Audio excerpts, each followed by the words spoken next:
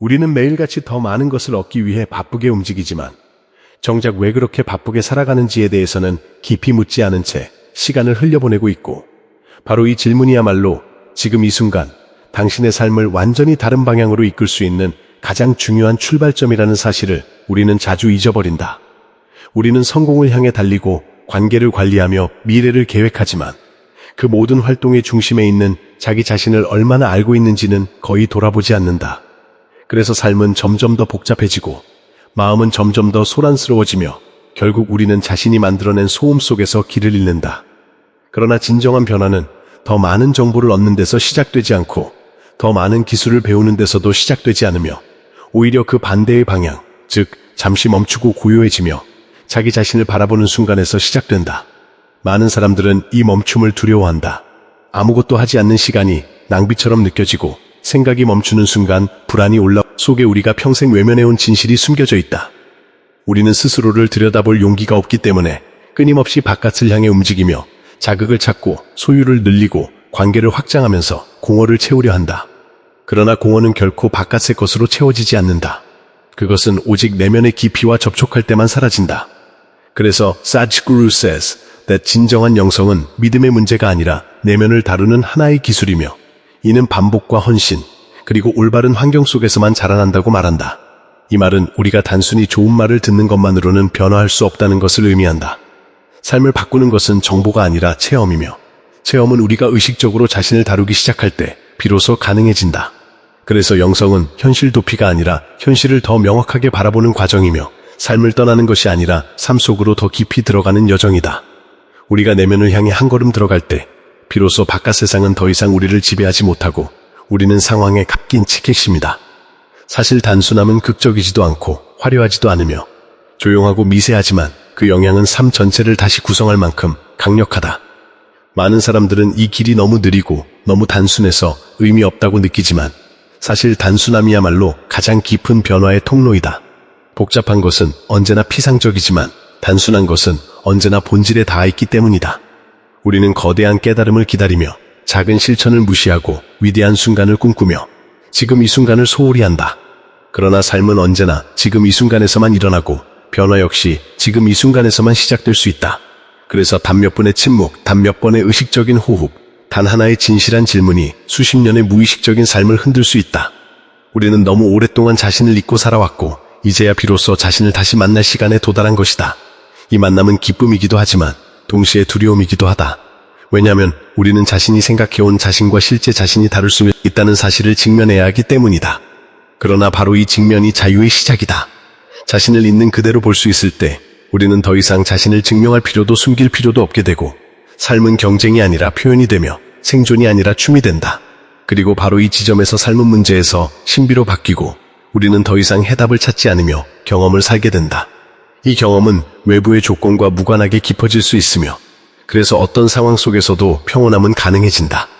우리는 이 평온을 얻기 위해 세상을 바꾸려 하지만 사실 필요한 것은 오직 한 방향의 전환, 즉 바깥에서 안으로의 전환뿐이다. 이 전환은 작고 조용하지만 한번 시작되면 멈출 수 없으며 그 끝은 더 큰 침묵, 더 깊은 명료함, 더 넓은 연민으로 이어진다. 그리고 이 여정은 누구에게나 열려있지만 오직 스스로 한 걸음을 내딛는 사람만이 그 문을 통과할 수 있다. 우리가 내면으로 향한 첫 걸음을 내딛기 시작하면 처음에는 특별한 변화가 일어나지 않는 것처럼 보이고 오히려 더 많은 혼란과 저항이 올라오는 것을 경험하게 되는데 이것이 바로 대부분의 사람들이 이 길을 중간에 포기하는 이유이기도 하다. 왜냐하면 우리는 평화를 기대하며 시작했는데 불편함이 먼저 나타나기 때문이다. 그러나 이 불편함은 실패의 신호가 아니라 그동안 눌러두었던 감정과 생각과 기억들이 표면으로 올라오고 있다는 신호이며 그것은 치유가 시작되었다는 가장 분명한 증거이다. 우리는 오랫동안 자신을 보호하기 위해 수많은 방어와 습관과 역할을 만들어 왔고 그것들이 하나씩 느슨해질 때 마음은 잠시 방향을 잃은 것처럼 흔들린다. 그래서 이 시점은 매우 중요하며 동시에 매우 섬세하다. 이때 많은 사람들은 다시 예전의 방식으로 돌아가 바쁨과 소음과 자극 속으로 자신을 밀어넣고 그 결과 다시 익숙한 고통으로 회귀한다.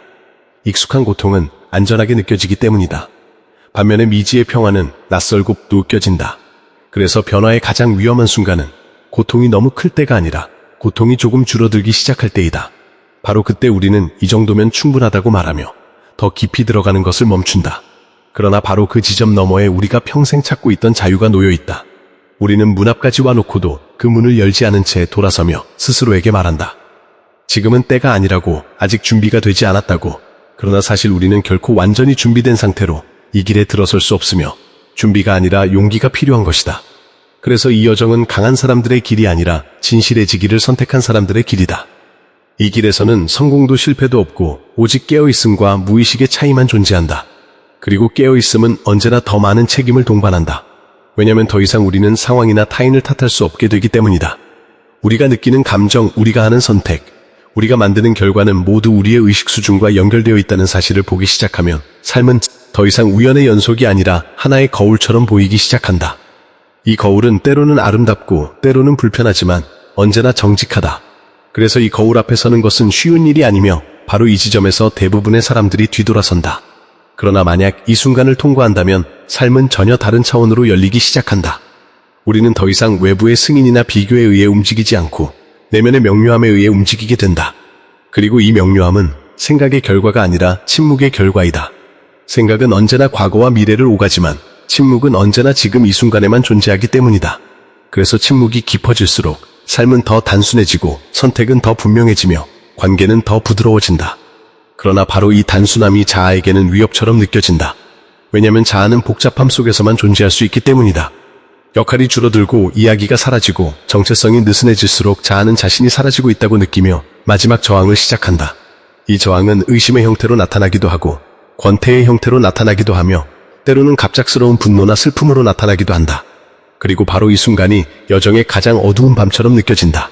모든 것이 무의미해 보이고 어디로 가고 있는지 알 수 없으며 심지어 왜 시작했는지도 잊어버린 것처럼 느껴진다. 그러나 이 어둠은 길을 잃었다는 신호가 아니라 오래된 눈이 사라지고 새로운 눈이 열리고 있다는 신호이다. 씨앗이 땅 속에서 보이지 않게 자라듯이 의식도 이 어둠 속에서 재구성된다.